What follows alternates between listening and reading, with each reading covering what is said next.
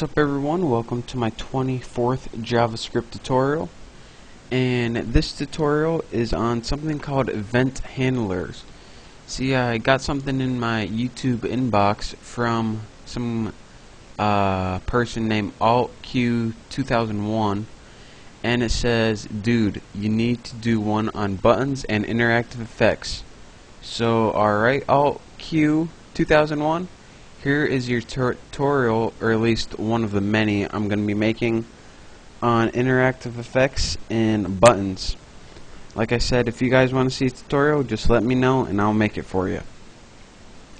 Now, get your notepad open, and I know it's been a long time since we made a JavaScript tutorial, but make a basic HTML document with just a body. Now, as you can see, we don't have the basic script tags that we used to do. And this is not a mistake. I'm doing this for a reason. Whenever, or I'm not going to say all the time, but in the beginning, when we're working with an event handler, this is one of the rare situations where you can actually code JavaScript without putting it directly inside script tags. Now, instead of just talking, let me actually show you guys what I mean.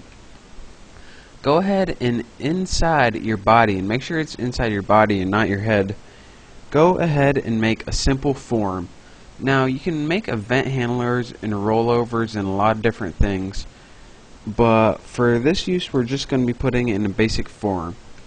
In case I didn't describe, or you guys don't know what an event handler is yet, it's pretty much all the interactive stuff with JavaScript.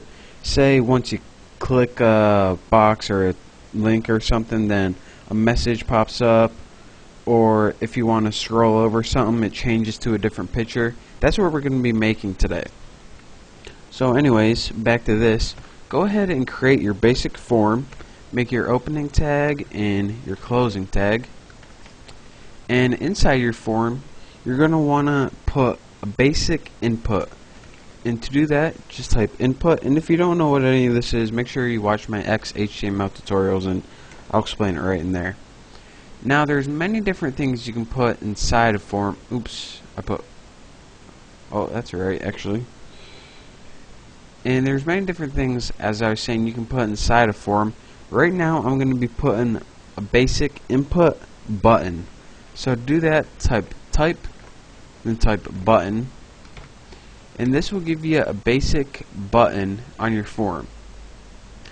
Now, right now, let me just go ahead and close this and show you guys what it is. I'll open it up in Firefox. This is my button right here. You can click it and not a lot happens, as you can see. So it's pretty boring right now, but now we want to encode JavaScript in this to make something actually happen, make this button start coming to life.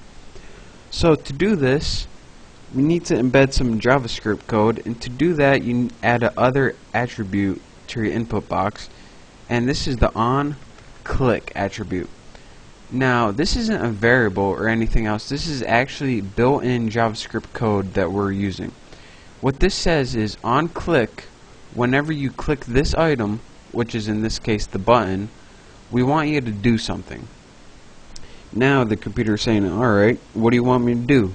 Well, we're going to tell you. To do this, go ahead and put an equal sign, quotation marks. I got in trouble for that too. I kept calling them parentheses in my last tutorials. And if I call them parentheses, I pretty much just call everything parentheses, no matter what it is. So just bear with me if I accidentally call it parentheses. But in these quotation marks, type in window alert, and if you watch my last JavaScript tutorials, you know this is pretty much just a basic alert box. And what exactly do we want to alert? Let's hear, hey now, brown cow. Let me move this box over so you can see, and add one of those babies. And remember to add your single quotation marks, and I'll tell you why later. And of course, once you're done alerting whatever you want to alert, end with another parentheses. I got it right that time. And then end with your semicolon and quotation marks. And what this does is whenever you click the button, you telling JavaScript to alert hey now brown cow. Now a couple things I want to point out before I actually show you guys what this does, because I know you guys are dying to see it. One thing is the rules of quotes apply. As you can see, you have double quotes right here and right here. Now usually when you're working with JavaScript you would make any string of text in double quotes, but since it's embedded in a double quote you have to make them single quotes, so JavaScript doesn't think that this is a quote and this is a quote right here. So just to make sure you don't confuse it, just make sure you're obeying your rules of quotes. And another thing I want to point out, that if you wanted to, you could embed more JavaScript after the semicolon. So you have this JavaScript right here and the semicolon, and you can embed some JavaScript right there. Just because it's on one line doesn't mean you're only allowed one line of JavaScript. Remember that a semicolon means move to the next line.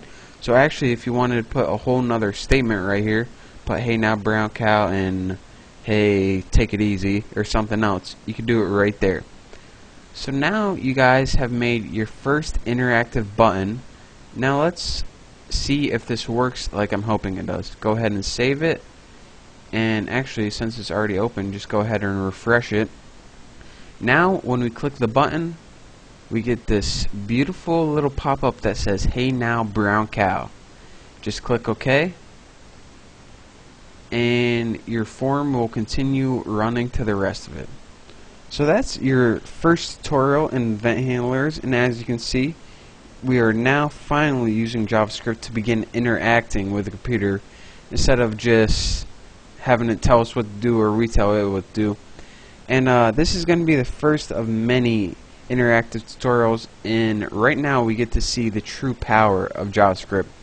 So pay attention, study this tutorial, make sure you learn the basics of event handlers, and in my next tutorial we'll be discussing this a little bit more.